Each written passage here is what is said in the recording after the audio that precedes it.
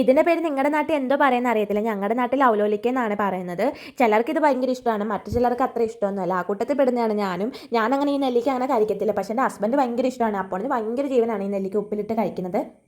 ചേച്ചിയും പിള്ളേരും അവിടെ വന്ന സമയത്ത് നെല്ലിക്ക പഴുത്തിരിക്കുന്നത് കണ്ടത് ജയമ്മയുടെ വീട്ടിലെ. പക്ഷേ നെല്ലിക്കയ്ക്ക് മരമാണെങ്കിൽ നല്ല ഹൈറ്റ് ഉണ്ട്. പിന്നെ അഖിലനെ വിളിച്ചിട്ട് ഞങ്ങൾ നെല്ലിക്ക മരത്തിൽ കയറ്റിയിട്ട് നെല്ലിക്ക അങ്ങനെ പിച്ചെടുത്തേ.